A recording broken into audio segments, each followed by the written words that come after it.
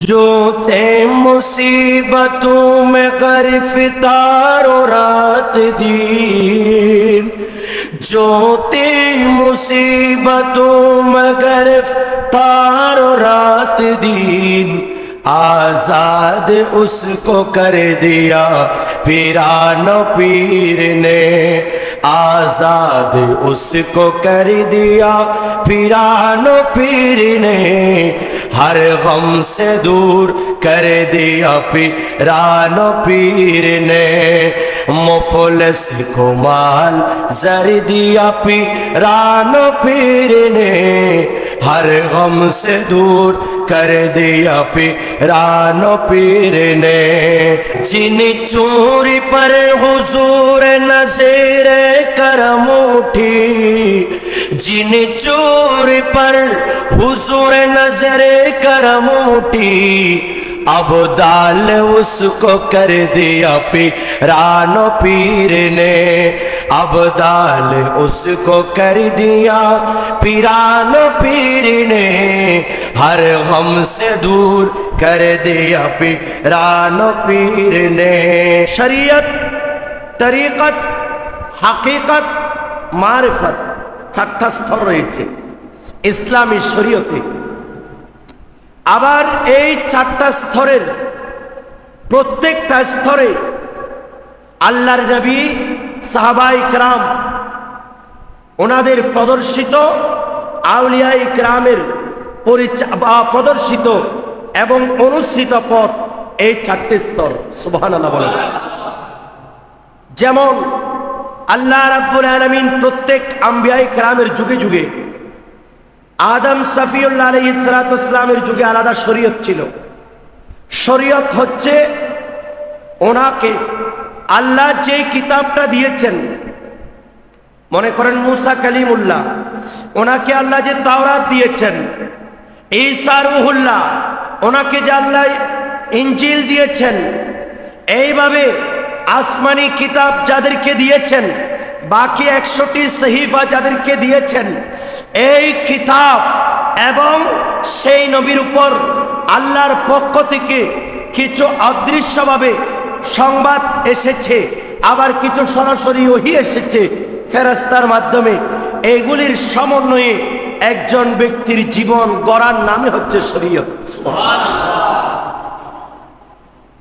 যেমন আমাদের উপর আল্লাহ যে শরীয়ত দান করেছে, এটা খুবই সহজ, কিন্তু অন্যান্য আম্বিয়ায়ে কেরামের যুগে এটা বড় কঠিন ছিল। কিন্তু আমাদের শরীয়ত আল্লাহ আমাদেরকে সহজ করে দিয়েছেন, যে পবিত্রতার সাথে এটা দৌত করলে আল্লাহ পাক করে দিবেন। সুবহানাল্লাহ। এক একজন নবীর শরীয়ত এক এক ধরনের ছিল। আর শরীয়ত হচ্ছে যে কোরআন কিতাব, আল্লাহর কিতাব এবং রাসূল পাকের নির্দেশিত পন্থায় সেই যুগের মানুষরা তাদের জীবন পরিচালনা করার নামই হচ্ছে শরীয়ত। সুবহানাল্লাহ। এখন আমাদের একটা নির্দিষ্ট শরীয়ত আছে, যেমন আমাদেরকে যে শরীয়তের একটা সীমানা, আমরা যে প্রথমে আমরা কেউ যদি মনে করেন কাফের হয়, সেখান থেকে মুসলিম ইসলাম ধর্মে আসার জন্য তাকে প্রথমে একটা কন্ডিশন কালিমা পড়তে হয়, লা ইলাহা ইল্লাল্লাহু মুহাম্মাদুর রাসূলুল্লাহ, আশহাদু আন লা ইলাহা ইল্লাল্লাহু ওয়াহদাহু লা শারীকা লাহু ওয়া লাহুল মুলকু ওয়া লাহুল হামদু ইউহয়ি ওয়া ইউমীতু ওয়া হুয়া আলা কুল্লি শাইইন কাদির। এইভাবে আল্লাহর ওয়াহদানিয়ত, নবীর রিসালাত, আশহাদু আন লা ইলাহা ইল্লাল্লাহু ওয়াহদাহু লা শারীকা লাহু ওয়া আশহাদু আন্না মুহাম্মাদান আবদুহু ওয়া রাসূলুহু। এইভাবে যারা ঈমান আনয়ন করবে, ইসলাম কবুল করবে, তাদেরকে এই স্তরটা ভেদ করে ভিতরে প্রবেশ করতে হবে। সুবহানাল্লাহ বলেন। ইসলাম মুসলমানদের পরিচয়। এখন আপনি যখন কালিমা পড়লেন, আপনি মুসলমান হিসেবে আত্মসমর্পণকারী, আল্লাহর কুদরতি দরবারে আপনার গর্দানকে নিজেকে সুপর্দ করে আপনি নিজেকে আত্মসমর্পণ করলেন। আপনি নিজেকে আল্লাহর একটা নির্দেশের আওতায় নিয়ে আসলেন, যে আজ থেকে আমি এতদিন পর্যন্ত যদিও বা অমুসলিম ছিলাম, এতদিন পর্যন্ত কাফের মূর্তি পূজারক ছিল, কিন্তু এখন ইসলাম কবুল করার কারণে এই কালিমা তিলাওয়াতের মাধ্যমে সেই নিজেকে সঁপে দিল, আমি নিজেকে উৎসর্গ করে দিলাম, আমি নিজেকে সারেন্ডার করলাম। আজ থেকে আমার চাল চলন, ওঠা বসা, কথাবার্তা, খাওয়া দাওয়া, ঘুমানো সব কিছু আল্লাহর বর্ণিত নির্দেশিত পন্থায় চলার নামই হচ্ছে মুসলমান। মুসলমানদের মধ্যে আবার বিভিন্ন শ্রেণী আছে। কেউ আছে সাধারণ মুসলমান, আবার কেউ আছে ইমানদার মুসলমান। অনেকেই এই ইমান ইসলাম গ্রহণ করার পরেও ভিতরে যারা নেফাকি মুনাফিকি রয়ে গেছে, এরা আবার মুসলমানও নয়, এরা মুমিনের স্তরেও নয়, এরা হচ্ছে মুনাফিক। তো এভাবে স্তর রয়েছে। সব মানুষকে একই ক্যাটাগরিতে ভাগ করা যাবে না। আল্লাহ এটা ভাগ করেন, আল্লাহ এটা ভাগ করে দিয়েছেন কোরআনে পাকে, এটা আমরা ভাগ করছি না। আল্লাহ কখনো কোরআনে পাকে বলেছেন ইয়া আইয়ুহান নাস, ও মানব জাতি, যেখানে হিন্দু, বৌদ্ধ, খ্রিস্টান, মুসলমান সব জাতি এখানে সম্পৃক্ত। আবার কতগুলা আয়াতে কারিমা আছে যে আল্লাহ শুধুমাত্র স্পেসিফিক ভাগে আল্লাহ মুমিনদেরকে বলেছেন ইয়া আইয়ুহাল মুমিনুন, ইয়া আইয়ুহাল্লাযীনা আমানু, ও ঈমানদার যারা ঈমান এনেছো। সেজন্য ভাগাভাগি এটা আল্লাহর পক্ষ থেকে করে দেওয়া হয়েছে। সবাইকে একই ক্যাটাগরিতে ভাগ করা, একই ক্যাটাগরিতে হিসাব করার জন্য আল্লাহ আমাদেরকে নির্দেশ দেন নাই, যার কারণে আল্লাহ ভাগ করে দিয়েছেন। আবার কুল ইয়া আইয়ুহাল কাফিরুন, হে রাসূল আপনি কাফিরদেরকে বলুন। তাহলে এরাও তো মানুষ, এরা একটা শ্রেণী, মুনাফিক একটা শ্রেণী, বাতিল একটা শ্রেণী, এভাবে মুসলমান একটা শ্রেণী, মুমিন একটা শ্রেণী, এভাবে বিভিন্ন শ্রেণীতে বিন্যাস আছে মানুষের মধ্যে। সেজন্য সবাই আল্লাহর নিয়ামত পাবে এমন কোনো কথা। আপনাকে আল্লাহর নিয়ামত পেতে হলে আপনাকে আমাকে সেই পথ, সেই মত আমাদেরকে পরিচালিত হতে হবে যেই পথে আল্লাহর নিয়ামত রয়েছে। সুবহানাল্লাহ। আমরা আল্লাহর কাছে ফরিয়াদ করি ইহদিনাস সিরাতাল মুস্তাকিম সিরাতাল লাযিনা আন'আমতা, ওই পথে আমাদেরকে পরিচালিত করুন যেই পথে আপনার নিয়ামত প্রাপ্ত বান্দারা গিয়েছে। চালাও সে পথে যে পথে তোমার প্রিয়জনকে চলি। তো আল্লাহ রাব্বুল আলামিন কোরআনে পাকে বলছেন এই নিয়ামত প্রাপ্ত বান্দা হচ্ছে চার শ্রেণী। উলাইকা মা'আল্লাযীনা আন'আমা আল্লাহু আলাইহিম মিনান নাবিয়্যিন ওয়াস সিদ্দীকিন ওয়াস শুহাদাই ওয়াস সালিহিন। আল্লাহর নিয়ামত দান করেছেন এরকম স্পেসিফিক ভাবে চারটা শ্রেণী আল্লাহ উল্লেখ করেছেন। আমি আল্লাহ নিয়ামত দান করেছি, এই চার শ্রেণী ছাড়া তোমরা অন্য কোন পথে আল্লাহর নিয়ামত পাবে না। আমি আল্লাহ নিয়ামত বর্ষণ করি এদের মাধ্যমে। আল্লাহ কাদের মাধ্যমে? যারা আমার আম্বিয়া ইকরাম নবীদের। সুবহানাল্লাহ। দ্বিতীয় নাম্বার সিদ্দীকিন, তৃতীয় নাম্বার শুহাদা ইকরাম, চতুর্থ নাম্বার সালিহিন, আল্লাহর ওয়ালিগণ। সুবহানাল্লাহ। কেউ যদি আল্লাহর নিয়ামত কামনা করে এর মাধ্যমে আসতে হবে। আর এমন এক জাতের আমরা আলোচনা করছি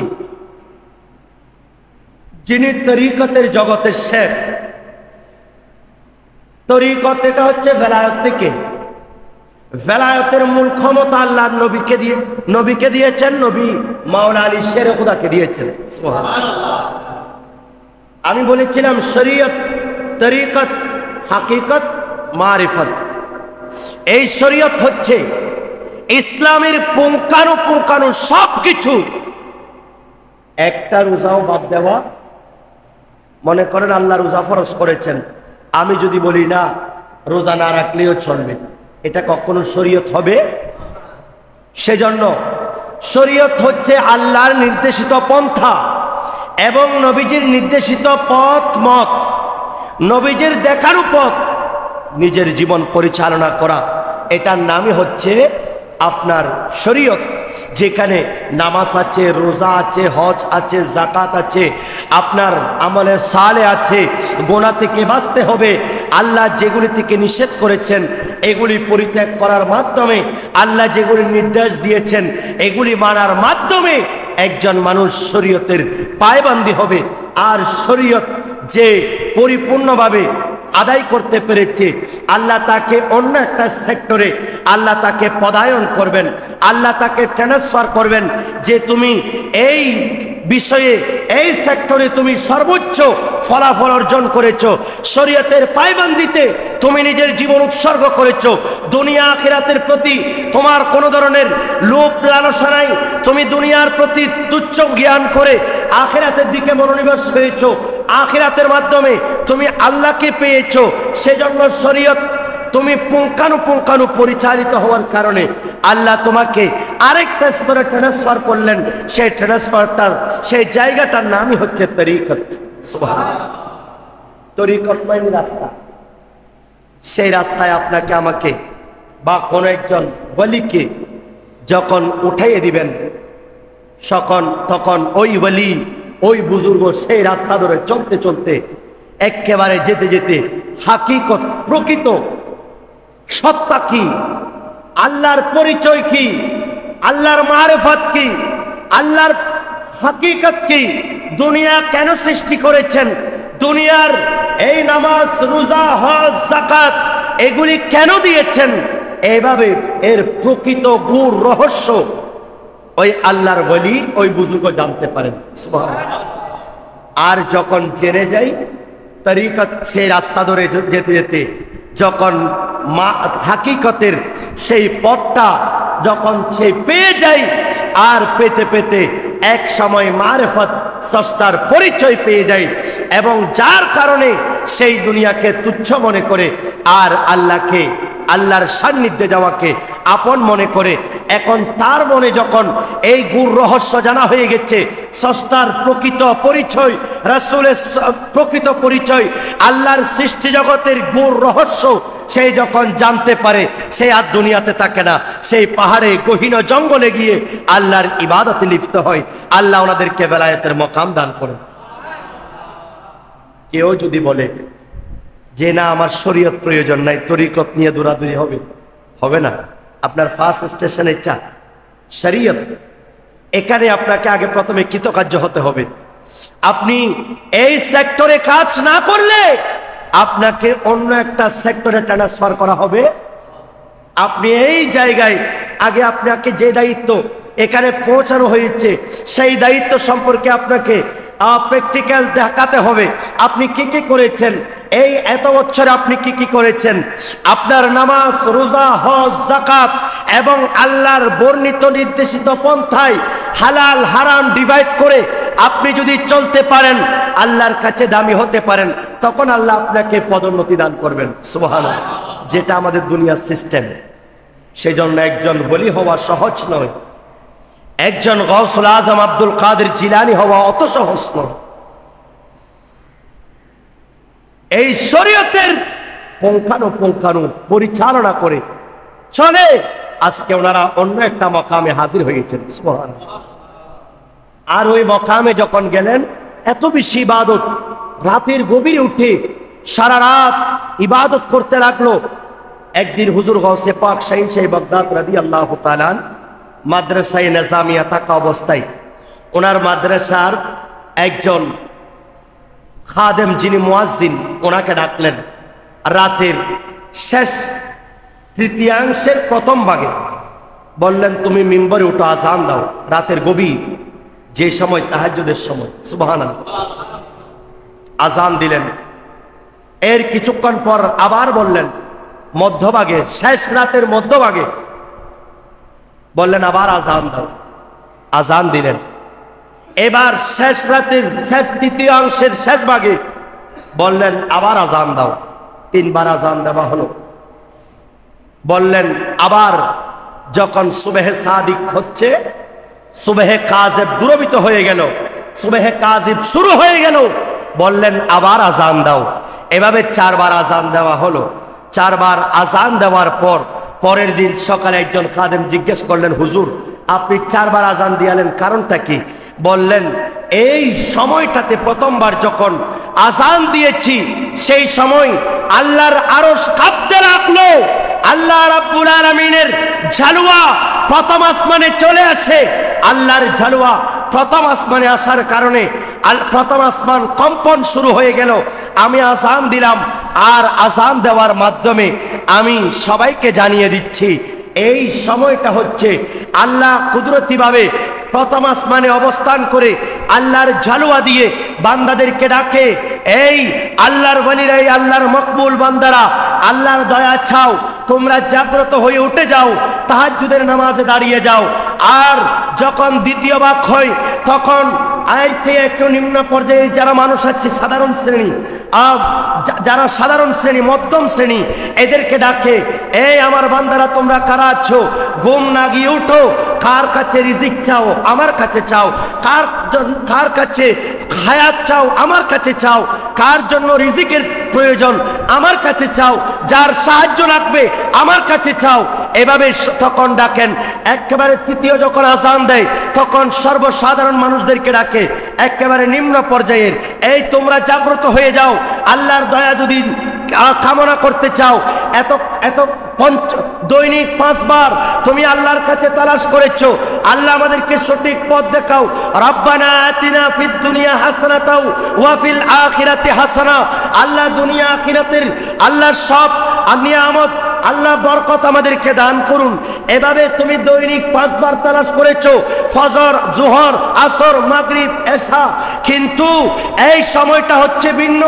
এখন তুমি আল্লাহকে ডাকো নাই, বরং আল্লাহ দেওয়ার জন্য প্রথম আসমানে অবস্থান করে তোমাকে ডাকছে। সেই জন্য আমি 3 বার আযান দিলাম। এই 3 বার আযানের সাথে সাথে এখানে মানুষের মধ্যে ফার্স্ট ক্লাসের যারা ওলি আছেন, যাদের উপর তাহাজ্জুদের নামাজ ফরজ, কোনো ওলি তাহাজ্জুদ ছাড়াও ওলি হতে পারবে না। তাহাজ্জুদের নামাজ ফার্স্ট ক্লাসের যারা ওলি আছেন, আমি তাদেরকে প্রথম আযান দিয়ে ডেকে দিয়েছি। দ্বিতীয় আযান দিয়ে আমি মধ্যম পর্যায়ের সাধারণ মধ্যম যারা মুমিন আছেন, যারা, তাদেরকে আমি ডেকেছি। আর তৃতীয় আযানের মাধ্যমে যারা সাধারণ নিম্ন পর্যায়ের মুমিন, খুবই দুর্বল, ইবাদত বন্দেগী করতে পারে না, আমি তাদেরকে ডেকেছি। আর 3 স্তর সবাই যখন নামাজ আদায় হয়েছে, পরবর্তী যে আযান হয়েছে এটা ফজরের আযান। গাউসে পাক শাহিন শাহে বাগদাদ রাদিয়াল্লাহু তাআলা, এই তরিকতের শেখ, উনি মাওলা আলী শেরে খুদা রাদিয়াল্লাহু তাআলা আনকে আল্লাহ রাব্বুল আলামিন ভেলায়াতের যে ক্ষমতা, ভেলায়াতের যে মাহাত্ম্য হযরতে প্রিয় নবী সাল্লাল্লাহু আলাইহি সাল্লাম মাওলা আলী শেরে খুদাকে দিলেন। সুবহানাল্লাহ। খায়বারের যুদ্ধে দুর্গ যখন ভাঙছেন, মাওলা আলী শেরে খুদা রাদিয়াল্লাহু তাআলা ওনার হাতে শাহে মারদা শের ইয়াজদা কুওয়াতে পরওয়ারদিগার লা ফাতা ইল্লা আলীলা সাইফুল্লাহ জুলফিকার, মাওলা আলীর যে তরবারি ছিল এটা ছিল জুলফিকার। এত মানুষ চেষ্টা করছে, খায়বারের দুর্গ ভাঙতে পারে না। মাওলা আলী শেরে খুদার হাত লাগার সাথে সাথে এই দুর্গ ভেঙে গেল।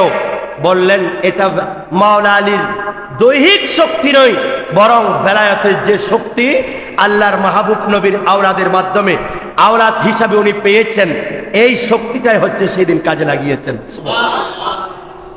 সেই জন্য ভেলায়াত হচ্ছে নবুয়তের ছায়া, ভেলায়াত হচ্ছে নবুয়তের ছায়া, নবুয়ত হচ্ছে আল্লাহর স্বয়ং রাব্বুল আলামিনের ছায়া, কুদরতি ছায়া। সুবহানাল্লাহ।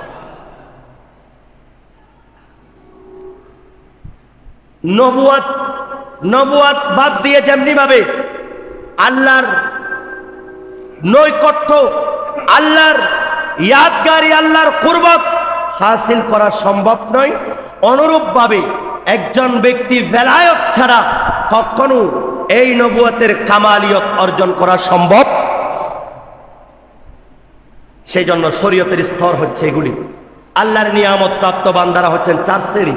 সেখান থেকে একটা শ্রেণীর নাম হচ্ছে সালিহিন, আল্লাযীনা আনআমা আল্লাহু আলাইহিম উলাইকা মা আল্লাযীনা আনআমা আল্লাহু আলাইহিম মিনান নাবিয়্যিন ওয়াস সিদ্দীকিন ওয়াস শুহাদাই ওয়াস সালিহিন। 4th নাম্বার এটা হচ্ছে সালিহিন, বুজুর্গ যারা আল্লাহকে রাজি করিয়েছেন। রাদিয়াল্লাহু আনহুম ওয়া রাদু আন, আল্লাহ যাদের উপর রাজি আর যারা আল্লাহর উপর রাজি। যালিকা লিমান খাশিয়া রাব, যারা আল্লাহকে ভয় করে।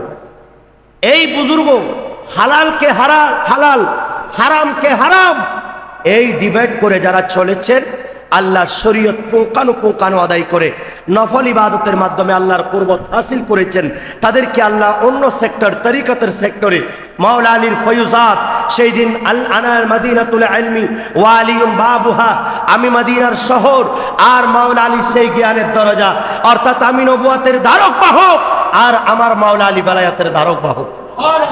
সেই বেলায়েত মাওলা আলী থেকে হুজুর গাউসে পাক শাহিনশাহ বাগদাদ, ওনার ইলাফতে জিগার গাউসে পাক, উনি আওলাদ রাসূল, উনি রাসূল পাকের খানদান, আর প্রিয় নবী সাল্লাল্লাহু আলাইহি সাল্লাম যার ব্যাপারে সত্যবাণী করেছেন, ওনার ব্যাপারে গাউসে পাক আব্দুল কাদের জিলানী রাদিয়াল্লাহু তাআলা। সুবহানাল্লাহ।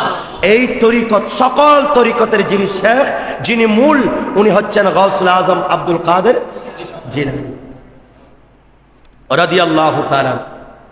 রাসূল পাক বলছেন, মান রাআনি ফাকাদ রাআল হক, যে আমাকে স্বপ্নে, মান রাআনি ফিল মানাম, যে আমাকে স্বপ্নে দেখলো সে যেন আমাকে বাস্তবে দেখলো।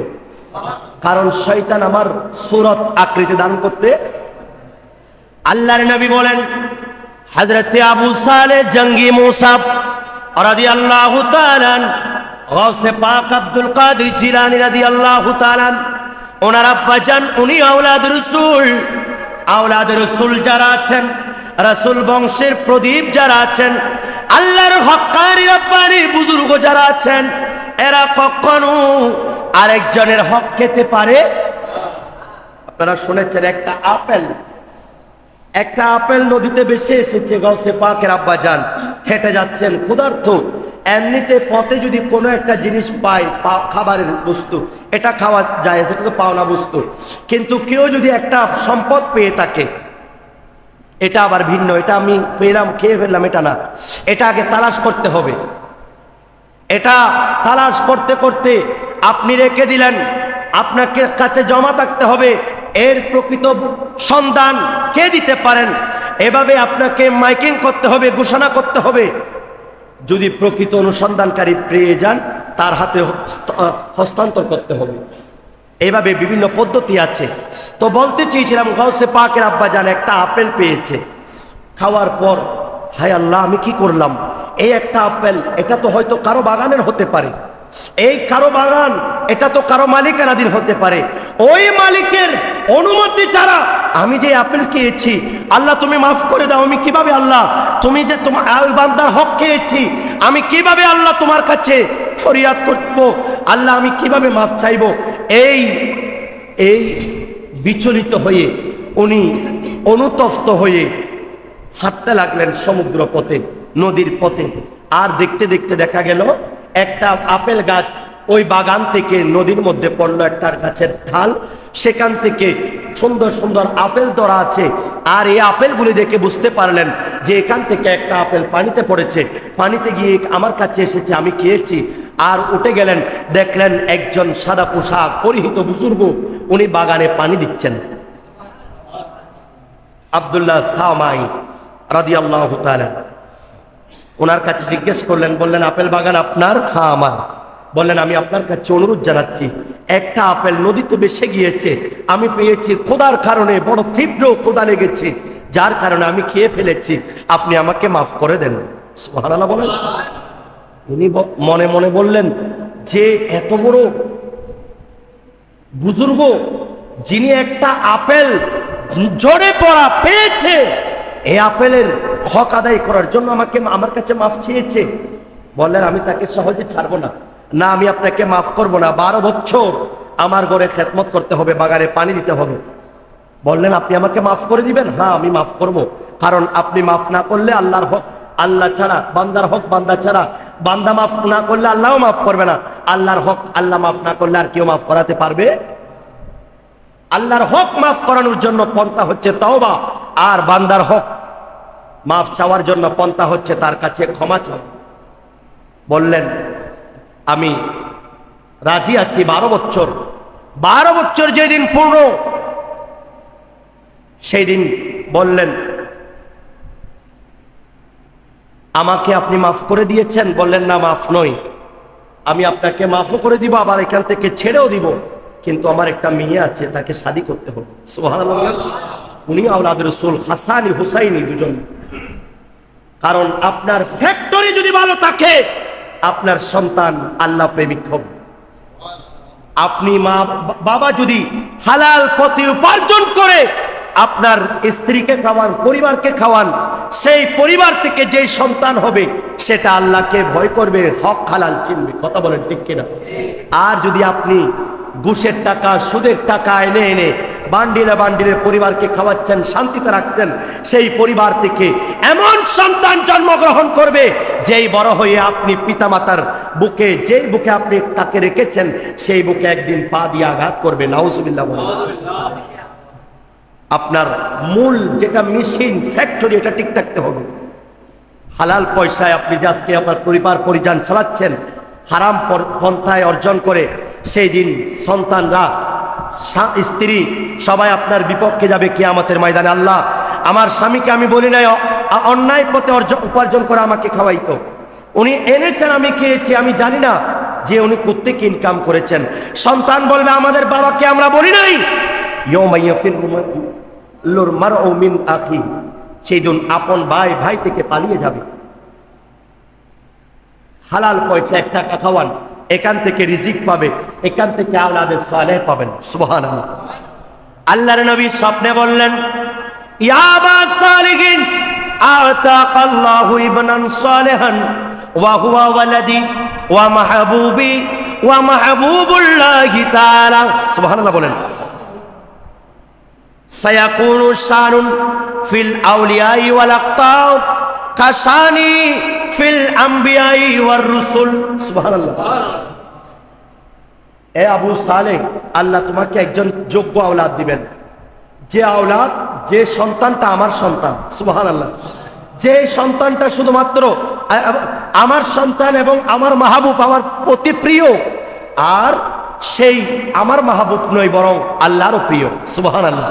অনতিবিলম্বে তার সম্মান মর্যাদা এতটুকু হবে, আমি নবী রসুলের উপর, সমস্ত নবী রসুলের উপর আমার মর্যাদা যেমন, সমস্ত আওয়ালি আবদালের উপর ওনার মর্যাদা তেমন। বড় করে বলেন। রসুল পাকের তুমি পিয়ারা মাওলায় আলীর নয়ন তারা, মা ফাতিমার প্রাণের দুলাল, হাসান হুসাইনের জিগারে পাড়াও।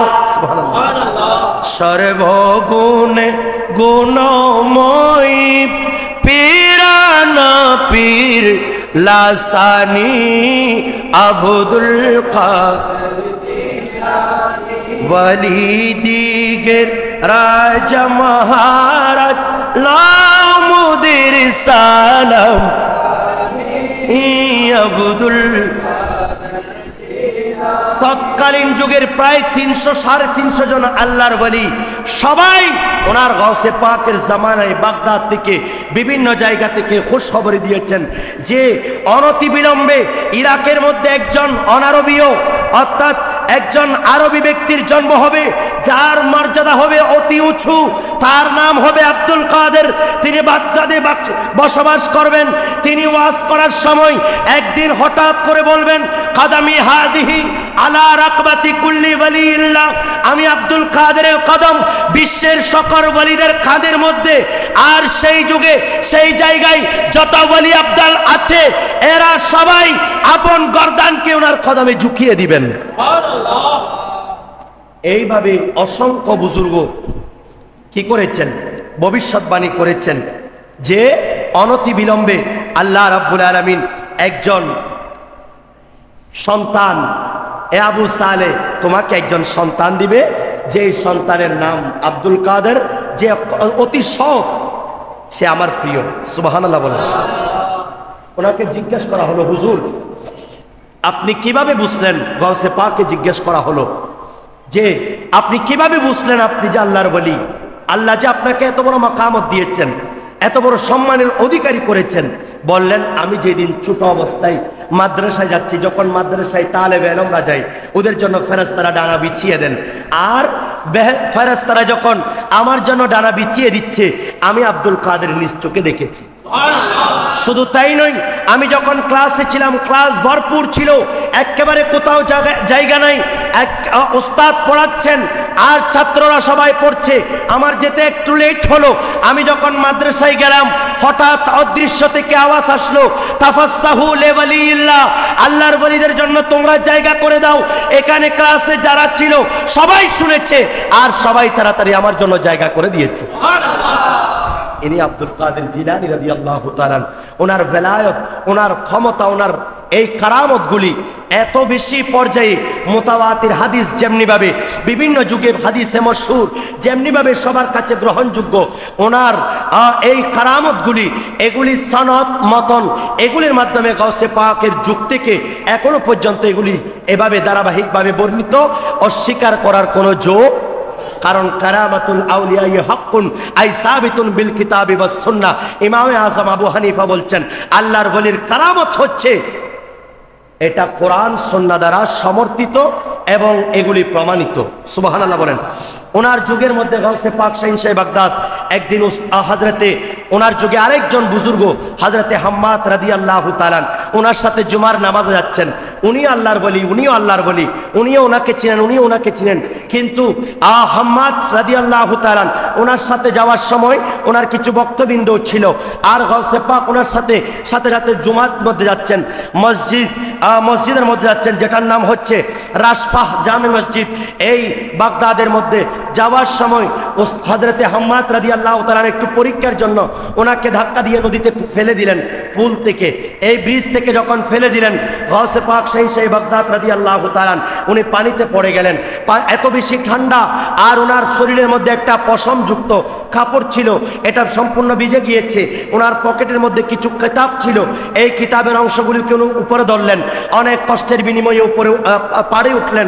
ওঠার পর উনি ওনার কাপড়টাকে মুছড়িয়ে আবার সেই যেতে যেতে ওই হযরতে হাম্মাদ রাদিয়াল্লাহু তাআলা ওনার সাথে চলতে লাগলেন। আর ওনার যারা শাগরিদ আছেন ওনারা ওনার সাথে আবার বিয়াদবি করার জন্য একটু চেষ্টা করলো। তখন উস্তাদ হাম্মাদ বললেন, হযরতে শাইখ হাম্মাদ উনি বলছেন, না না, তোমরা ওনার সাথে এই ধরনের আচরণ করবে না, আমি শুধুমাত্র ওনাকে আমি পরীক্ষা করেছি, আর পরীক্ষার মধ্যে উনি কৃতকার্য হয়েছেন, উনি দেখছি ধৈর্যের পাহাড়। আর হযরতে হাম্মাদ যখন ইন্তেকাল করলেন, দেখা গেল বাগদাদে সনটা ছিল আপনার 529 হিজরিতে।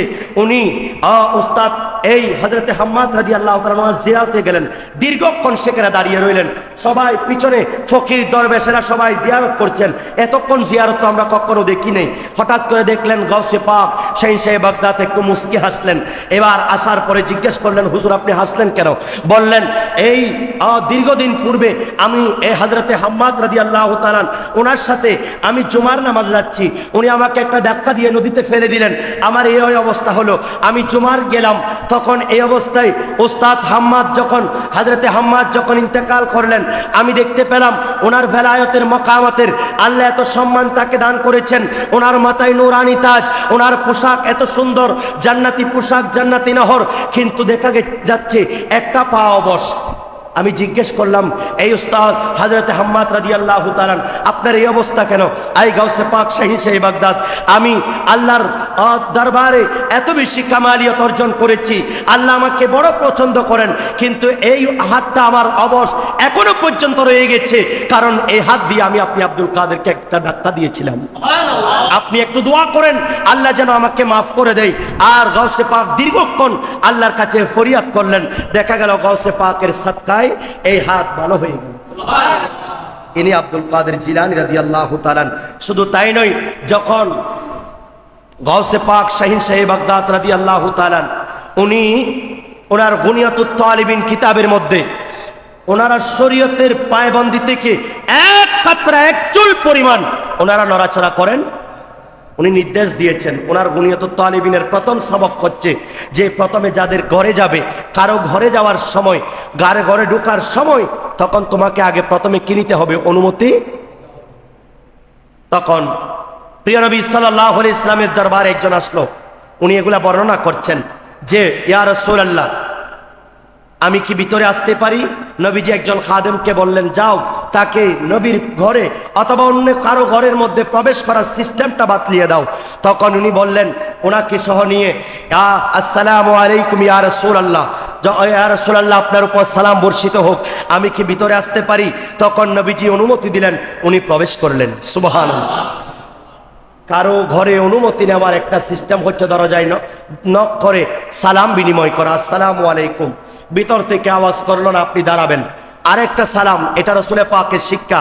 গাউসে পাক এগুলা গুনিয়াতুত তালিবিনে বর্ণনা করছেন যে এরপরে যে আবার সালাম দিবা, আবারও আওয়াজ হয় নাই, আবার সালাম দিবা, আবার আওয়াজ হয় নাই, এভাবে 3 বার পর তুমি চলে যেতে হবে, ভিতরে ঢোকার তোমার পারমিশন নেই। আর যখন যদি সালামের জবাব দেয়, অনুমতি চেয়ে ঘরে ঢুকতে হবে। সুবহানাল্লাহ। ইয়া রাসূলুল্লাহ, আমি আমার মায়ের খেদমত করি, আমি কি আমার মা থেকে অনুমতি নিতে হবে? বললেন, হ্যাঁ তোমাকে অনুমতি নিতে হবে। হুজুর, আমি তো আমার মাকে সব সময় দেখি। বললেন, না, তারপরও তোমাকে অনুমতি নিতে হবে। হুজুর, আমি তো আমার মাকে আমি সেবা করি, আমি সব সময় মায়ের পাশে বসে থাকি। বললেন, তারপরেও তোমাকে তোমার মা থেকে অনুমতি নিতে হবে। হুজুর, কারণটা কি? বললেন, তুমি কি তোমার মাকে অনাবৃত অবস্থায় দেখতে চাও? কারণ এক এক মহিলারা এক এক সিস্টেম থাকতে পারে।